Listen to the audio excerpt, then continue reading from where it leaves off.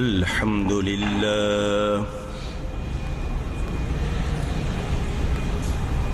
الحمد لله رب العالمين والعاقبة للمتقين والصلاة والسلام على رسوله سيد المرسلين رحمة للعالمين شفيع المذنبين سيد الأولين والآخرين وعلى آله وأصحابه أجمعين أما بعد فأعوذ بالله من الشيطان الرجيم بسم الله الرحمن الرحيم ليشهدوا منافع لهم ويذكروا اسم الله في أيام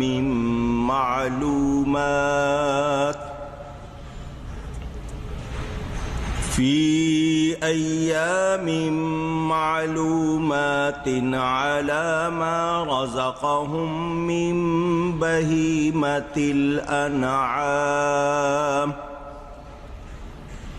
فكلوا منها وأطعموا البائس الفقير ثم ليقضوا تفثهم وليوفوا نذورهم وليطوفوا بالبيت العتيق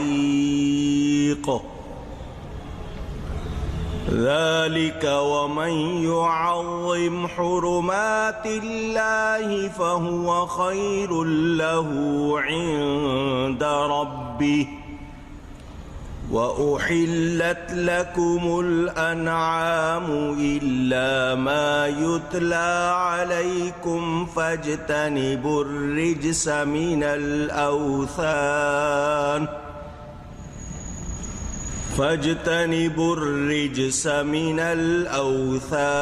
واجتنبوا قول الزور صدق اللہ العلی العظیم۔ محبت کے ساتھ ایک مرتبہ دروشی پڑھ لیجئے۔ اللہم صلی علی سیدنا و مولانا محمد معدن الجود والکرم وآلہ وصحبہ وبارک وسلم۔ الصلاة والسلام علیک یا رسول اللہ، الصلاة والسلام عليك يا حبيب الله، الصلاة والسلام عليك يا رحمة للعالمين وعلى آلك وأصحابك يا شفیع المذنبین۔ حمد و صلات کے بعد قرآن کریم کی مسلسل تفسیر میں سورۃ الحج کا بیان جاری ہے۔ بہت گفتگو اس سلسلے میں کر چکا ہوں، خلاصہ پیش کرتے ہوئے آگے بیان کروں گا۔ اللہ تعالیٰ سے دعا ہے وہ مجھے حق بیان کرنے، ہم سب کو حق سن کر اس کو قبول کرنے، اس پر عمل کرنے اور اس پر قائم رہنے کی توفیق عطا فرمائے۔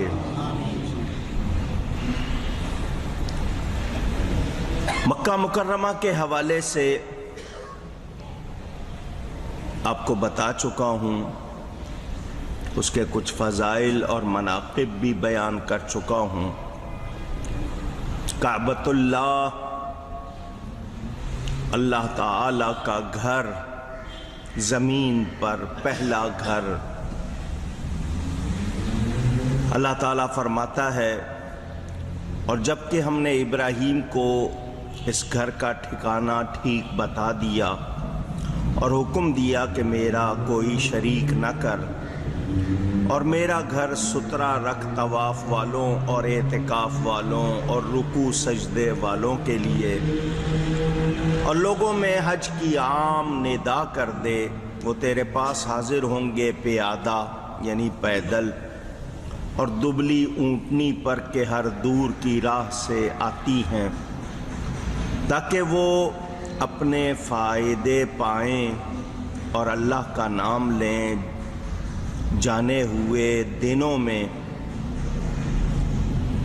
اس پر کہ انہیں روزی دی بے زبان چوپائے تو ان میں سے خود کھاؤ اور مصیبت زدہ محتاج کو کھلاؤ، پھر اپنا میل کچیل اتاریں اور اپنی منتیں پوری کریں اور اس آزاد گھر کا طواف کریں۔ مکہ مکرمہ جانے والے حج کی نیت سے اور عمرہ کی نیت سے، حج کے معنی اپنے گھر سے اللہ کے گھر کی نیت سے نکلنا، اور مکہ مکرمہ میں جا کر 5 خاص دنوں میں خاص ارکان جن کو مناسک بھی کہتے ہیں ادا کرنا، یہ حج۔ عمرہ کے معنی آباد رکھنا، چونکہ ہر وقت عمرہ جاری رہتا ہے، اس سے وہ جگہ آباد رہتی ہے۔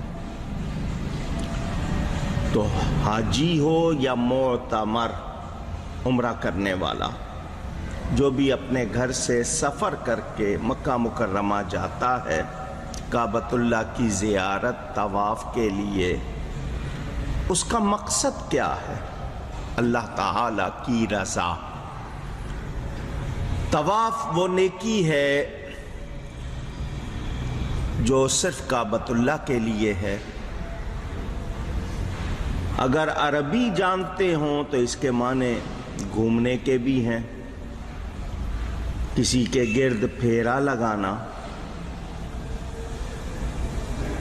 لیکن جب ہم طواف کی بات کرتے ہیں تو طواف سے مراد ہمارے ہاں یہ معنی معلوم ہے کہ ہم کعبۃ اللہ کے گرد 7 پھیرے لگاتے ہیں، اس کو طواف کہا جاتا ہے۔ جو لوگ وہاں جاتے ہیں ان کو فائدے ملتے ہیں۔ اللہ تعالیٰ فرماتا ہے لِيَشْهَدُوا مَنَافِعَ لَهُمْ، تاکہ وہ اپنے فائدے پائیں۔ لازمی بات ہے جو وہاں موجود ہے، حاضر ہے۔ یہاں لِيَشْهَدُوا سے آپ سمجھدار ہیں، شاہد جس کے معنی عام لوگ گواہ کرتے ہیں، گواہ بھی حاضر کو کہتے ہیں، جو حاضر و موجود ہو وہی گواہ ہوتا ہے۔ تو حاضر و ناظر کا مسئلہ بھی آپ اچھی طرح یہاں سمجھ لیں کہ اگر ہم شاہد کے معنی حاضر و موجود کرتے ہیں تو یہ غلط نہیں ہے۔ دینی دنیاوی وہ فائدے ان کو ملیں جو اللہ نے ان لوگوں کے لیے مقرر فرمائے ہیں، عفو، معافی، مغفرت، بخشش، اور ایام حج میں جانے والوں کو دنیاوی فائدے جو وہ تجارت کریں یا اور کچھ کریں۔ یہاں منافع کا لفظ یہ نکرہ لانے میں علماء فرماتے ہیں اس طرف اشارہ ہے کہ آنے والوں کو ان ایام میں مخصوص طریقے سے عبادت اور منافع یعنی فائدے حاصل ہوتے ہیں جو دوسرے مقامات پر دوسرے دنوں میں ہوتے نہیں۔ حضرت سیدنا نعمان بن ثابت کوفی امام اعظم ابو حنیفہ رضی اللہ تعالی عنہ اور دیگر ائمہ نے اس موقع پر جو ارشادات فرمائے ہیں ان کے مطابق جو بھی وہاں جاتا ہے دینی فائدہ بھی پاتا ہے، دنیاوی فائدہ بھی پاتا ہے۔ ملاقاتیں ہوتی ہیں لوگوں سے، رابطے ہوتے ہیں، باتیں ہوتی ہیں، تجارت کے حوالے سے، تعلقات کے حوالے سے، یعنی فائدے سے خالی کوئی بھی نہیں رہتا۔ جب وہاں آنا ہے، طواف کرنا ہے، عبادت کے ارکان، تو ساتھ ہی کیا کہا گیا؟ وَيَذْكُرُ اسْمَ اللَّهِ، اور اللہ کا نام لیں، اللہ تعالی کو یاد کریں۔ یہاں ایک دو باتیں میں آپ سب کے ذہنوں میں نقش کروانا چاہتا ہوں۔ جب بھی کبھی آپ عبادت کے لیے مسجد آئیں یا مکہ مکرمہ جائیں، اللہ کے گھر جب بھی جائیں تو اللہ سے باتیں کرنی ہیں، دوسروں سے اونچی نہیں۔ کیا مطلب؟ یہ جو ٹیلی فون آج نکل آیا ہے جس کو موبائل سیل فون، عربی والے جوال کہتے ہیں، لوگ اس کو مسجد میں بھی بند نہیں کرتے۔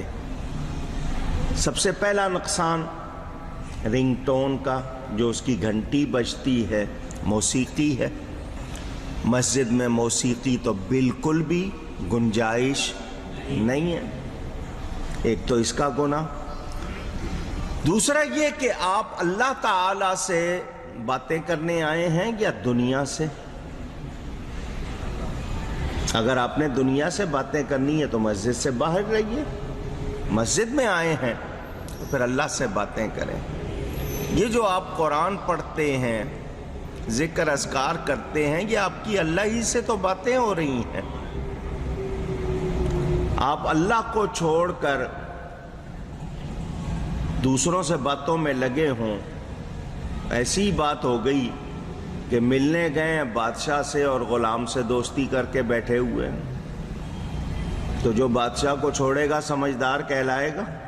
نہیں۔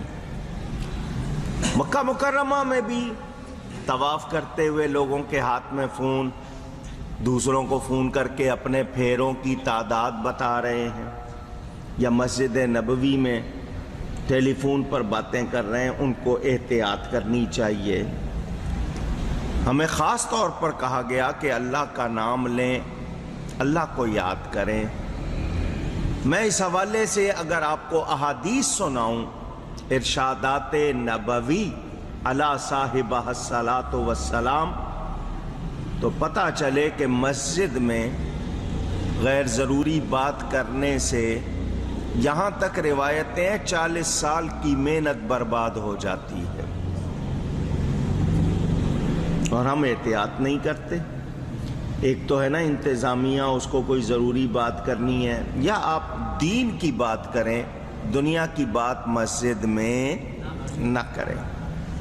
اور مسجد میں آئیں تو عبادت، یہ جان رکھیں آپ دوسرے کے گھر میں جاتے ہیں، اس کا خیال کرتے ہیں، تو اللہ کے گھر میں آئے ہیں اس کا خیال کیوں نہیں کرتے؟ مہمان اپنے میزبان کی پسند کے مطابق نہ کرے تو اس کو اچھا نہیں لگتا۔